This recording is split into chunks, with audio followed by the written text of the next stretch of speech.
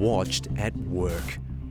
There is no moment that they have at work where they are not subject to surveillance of some sort. We're all on the clock here. Workplaces across the nation use surveillance to monitor the efficiency of their workers. At this industrial laundry, workers can see if they're keeping pace. Prior to having any sort of counting system in place, the staff didn't know whether or not they were performing well or not. So at least the staff get a visual aspect to say, right, I'm in the range of where I need to be, I'm working at the right pace. Productivity is up 5%, but safety is one of the biggest benefits. The screens make sure workers take more breaks during hot weather and rotate through different roles. Previously it was relied upon a pen and paper and a supervisor to make sure everyone was shifting around, but we had no recorded data of what their movements were.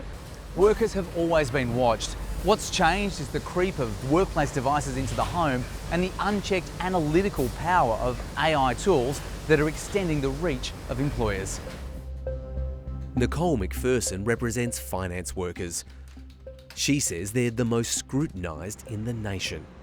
So from the moment that they swipe their swipe card to get into the office to the moment that they leave at the end of the day, almost every single moment is subject to workplace surveillance.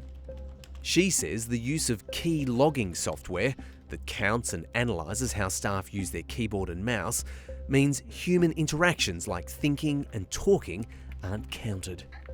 They reduce us down to just a series of numbers and the outputs that we can create that are measurable, and it really doesn't put enough importance on the other types of outputs that we create as working people. Business groups say surveillance can deter inappropriate behaviour and ensure compliance with laws, such as paying employees their correct hours. And in the end, it's employers who are on the hook for any wrongdoing or mistakes that are made, accidents that occur, what's said and written within the workplace. In the end, it's employers who pay the price. Unions are less convinced, dragging Boeing Australia to the industrial umpire when plane maintenance staff were having their efficiency scored on screens in the workplace.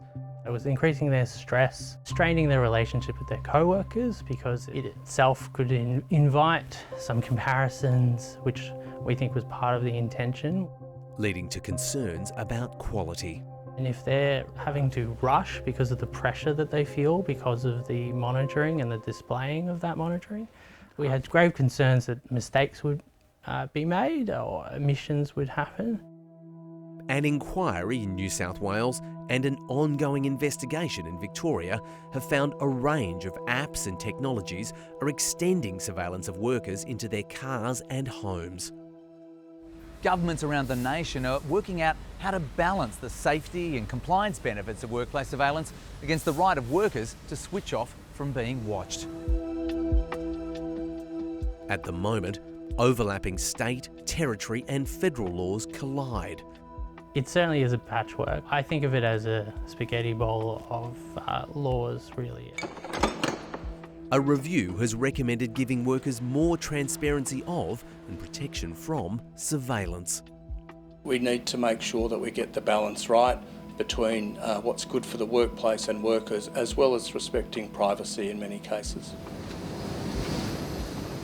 At the laundry, the boss says staff appreciate being monitored.